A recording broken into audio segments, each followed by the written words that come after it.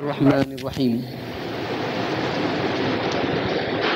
قال رسول اللہ صلی اللہ علیہ وسلم صلو کما رأیتمونی اصلی رواہ البخاری۔ اللہ کے نبی صلی اللہ علیہ وسلم نے فرمایا نماز ایسی پڑھا کرو جیسے مجھے نماز پڑھتے ہوئے دیکھا ہے۔ اس حدیث کو امام بخاری رحمۃ اللہ علیہ نے جلد نمبر 1 پر حدیث نمبر 80 پر 8 میں ذکر کیا ہے، جلد نمبر 1 صفحہ نمبر 80 پر 8 میں ذکر کیا ہے۔ حاضرین، کل آپ نے الحمدللہ ہاتھ کو کہاں باندھنا چاہیے نماز میں، حالت نماز میں ہاتھ کہاں ہونا چاہیے، اس موضوع پر کچھ باتیں حدیث کی روشنی میں آپ نے سنی۔ کل میں نے ایک لفظ یا ایک صحابی کا نام آپ کے سامنے کہا تھا طاؤس بول کر، وہ صحابی نہیں ہے، وہ تابعی ہیں، اس کو آپ ذرا اپنے ذہنوں میں تبدیل کر لیں۔ وہ تابعی ہیں، ان کا نام طاؤس ہے۔ ان کی حدیث میں نے آپ کے سامنے کہی، ابو داؤد کی حدیث ہے، اللہ کے نبی صلی اللہ علیہ وسلم نے بائیں ہاتھ پر دائیں ہاتھ کو رکھ کر کے سینے پر باندھا ہے۔ یہ حدیث صحیح ہے، شیخ ناصر الدین البانی رحمۃ اللہ علیہ نے اس حدیث کو صحیح قرار دیا ہے۔ ان باتوں کو ذرا اہمیت سے لیں اور اہمیت سے سنیں۔ کل میں نے چند سوالات کر کے اپنی بات کو ختم کیا تھا۔ پہلا یہ کہ اس دور میں یا ہمارے سامنے 3 چیزیں، پہلا گروہ وہ ہے جو ہاتھ کو ناف کے نیچے بنتا ہے، جو بڑے تعداد میں ہمارے سامنے موجود ہے۔ دوسرا گروہ وہ ہے جو ہاتھ کو سینے پہ بنتا ہے، الحمدللہ ہم بھی اس میں شامل ہیں۔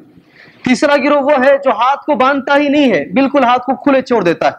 یہ 3 چیزیں، ان کے بارے میں کچھ باتیں کہنے کے لیے آپ سے کہہ کر اپنی بات کو ختم کیا تھا۔ پہلی بات، وہ لوگ جو اپنے ہاتھ کو زیر ناف باندھتے ہیں، ناف کے نیچے باندھتے ہیں، ان کی دلیل کیا ہے؟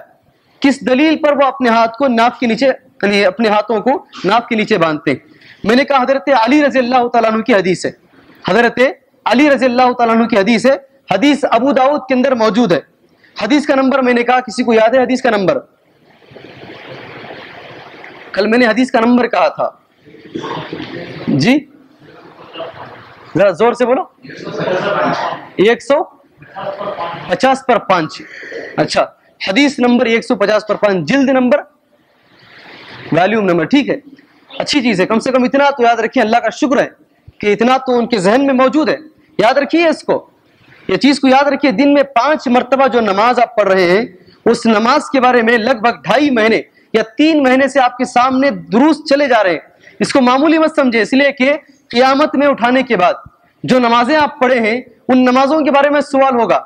اگر میں نہیں بولوں گا تو سب سے پہلے اللہ مجھے داغے گا، اجے میں تجھے جو اتنا موقع دیا تھا اس مسجد کے اندر، تو نے کیا کیا؟ جو صحیح ہے جو غلط ہے کیوں نہیں بتایا لوگوں کو؟ اس لیے میں آپ کے سامنے بتا رہا ہوں۔ اور آپ نماز جو پڑھ رہے ہیں، آپ کی نمازیں صحیح طریقے پر ہیں یا نہیں ہیں؟ اور سن کر چپ نہیں بیٹھنا ہے، سننے کے بعد دوسروں تک پہنچانا ہے۔ جب ہم دوسروں تک پہنچائیں گے تو ان چیزوں کی ضرورت پیش آئے گی کہ ان کے دلائل کیا ہے، ان دلائل کا جواب کیا ہے، یہ معلوم کرنا ضروری ہے۔ اس لیے ہم آپ کے سامنے ساری باتیں بتا رہے ہیں۔ پہلی بات، حضرت علی رضی اللہ تعالیٰ عنہ کی حدیث ہے جس میں یہ کہا گیا ہے کہ ناف کے نیچے ہاتھ باندھنا چاہیے۔ لیکن اس حدیث کے بارے میں خود امام ابو داؤد نے بھی اور دوسرے 2 بڑے بڑے علماء کا میں نے آپ کے سامنے نام لیا تھا، ایک ان میں سے ابن حجر رحمۃ اللہ علیہ اور دوسرے امام بیہقی رحمۃ اللہ علیہ، ان دونوں کا نام میں نے آپ کے سامنے لیا۔ یہ دونوں کہتے ہیں کہ یہ حدیث بالکل ضعیف ہے، کمزور ہے۔ اسی لیے میں نے ابن حجر رحمۃ اللہ علیہ کی تھوڑی تعریف کر دی کہ ان کی شخصیت کیا ہے، تو معلوم یہ ہوئی ناف کے نیچے جو باندھنے کی حدیث ہے وہ حدیث کیا ہے؟ کمزور ہے، ضعیف ہے، قابل عمل نہیں ہے، عمل کرنے کے لائق نہیں۔ یہ ایک مسئلہ حل ہو گیا۔ دوسرے وہ لوگ جو بولتے ہیں بھائی ہاتھ ہی نہیں باندھنا چاہیے، ہاتھ باندھنا نہیں چاہیے، بس اللہ کی راہ میں کھڑے ہو گئے، دھیان کو اللہ کے راستے میں لگا دیا، بس نماز پڑھتے چلے جائیں، ہاتھ باندھنے کی ضرورت کیا ہے؟ پورا یورپ اسی پر عمل کرتا ہے، پورا یورپ۔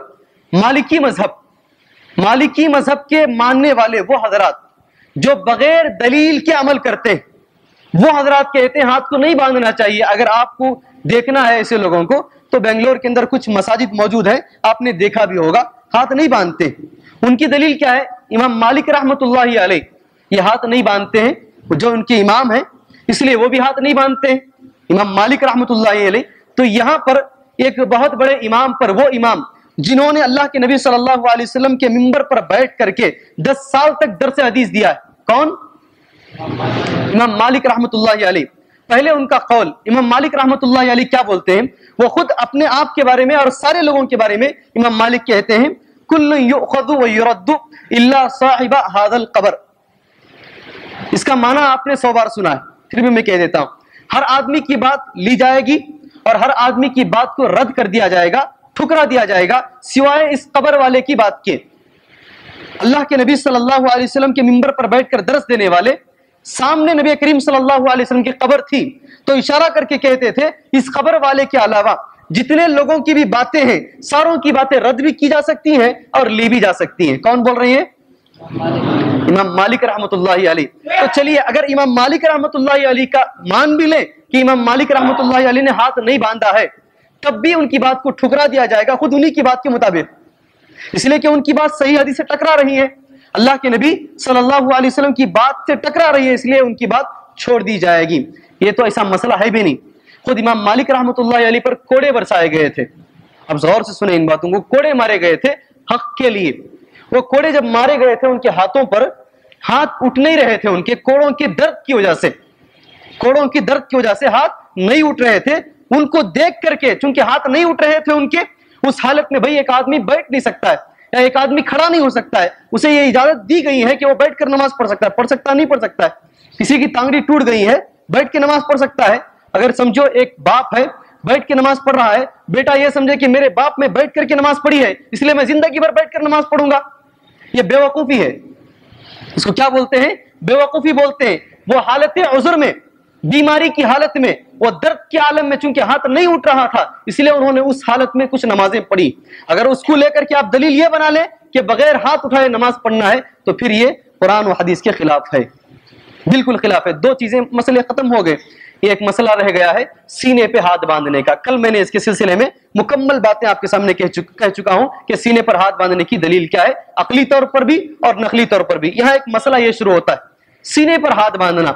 हमारे जो भाई है, मुसलमान भाई, वो ये कहते हैं मर्द के लिए हाथ जेरे नाप बांधना है, औरत के लिए हाथ सीने पर बांधना है। और यहां मसला एक अलग होता है। मसला ये होता है मर्द और औरत की नमाज में फर्क, ये मसला आ जाता है मर्द की नमाज में। इसलिए कि मुझे बताना मकसूद इसलिए आ रहा है क्योंकि हाथ बांधने से मसला शुरू हो जाता है। मर्द की नमाज में और औरत की नमाज में फर्क, क्या फर्क है? कुछ मसाइल हैं। मिसाल के तौर पर औरत हाथ सीने पर बांधेगी, मर्द हाथ जो है नाप के नीचे बांधेगा, एक मसला। दूसरा मसला, औरत सजदा करेगी तो सजदे में औरत का पैर और औरत के कुछ आज़ा मर्द से ज्यादा जमीन से सटे हुए रहेंगे, दूसरा मसला। तीसरा मसला औरत के सिलसिले में जलसे इस्तिराहत। इसका मतलब यह है, हम जब आखिरी तशहुद में बैठते हैं तो तशहुद में बैठने की जो हालत है उसमें मर्द और औरत दोनों अलग अलग हैं। इनके क्या क्या दलाइल हैं इंशाअल्लाह मैं आपको कल बताऊंगा। अल्लाह से दुआ करें अल्लाह तबारक व तआला हमें कुरान और हदीस पर अमल करने की तौफीक अता फरमाए। आमीन व सल्लल्लाहु अलैहि वसल्लम। अस्सलामु अलैकुम।